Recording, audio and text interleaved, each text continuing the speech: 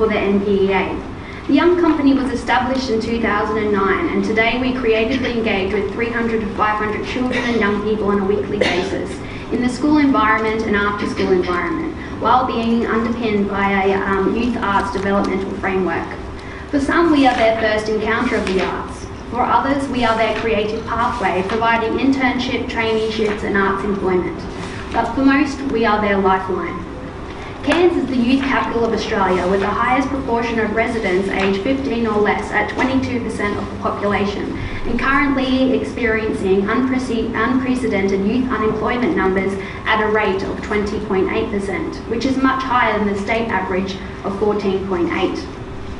Over the last 20 years, I have witnessed firsthand how government funding can support and nurture young and emerging artists, as I myself was one of them.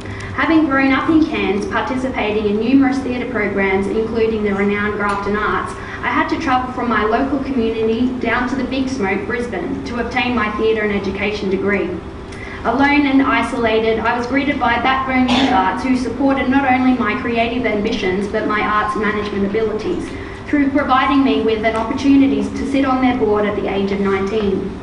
From there, I was also supported by Youth Arts Queensland and Young People in the Arts Australia with their government-funded arts projects, all of these in the small to medium arts sector, supporting young people. After completing my studies, I then travelled extensively through Europe and America, and then returned home to Cairns, where I then connected with Arts Nexus and Duke Theatre. Arts Nexus assisted me in writing my first solo grant application, and Duke Theatre provided me with an opportunity to sit on the board and also direct my first professional theatre show. As I sit here today, I see that I've come full circle, and now I, albeit TYC, have other young people at the door eager to see what support structures are in place for them to extend their own artistic practice. However, at this moment in time, I also witness how the recent Newman government in Queensland saw the closure of Youth Arts Queensland, Contact Inc., and has now put Backbone in a precarious position of receiving now only project funding through the state. And now with the Australia Council's program Youth Arts Fund finishing at the end of 2016, Backbone, like many other youth arts organisations, are now reliant upon project grants and have no ongoing funds, which are vital to ensure planning and strategic development. The Young Company have never received the Australia Council funding, nor do I expect that we'll ever receive NPEA funding.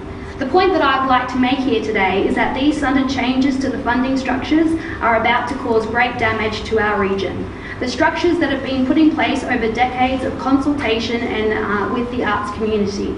The structures that have allowed me to travel full circle.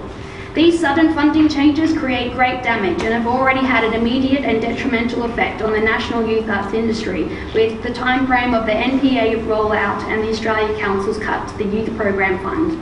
The government is putting the nation's young and emerging artists at high risk and on high alert. It is currently floundering artists and creatives to question their value in society when a government continues to render its services invalid.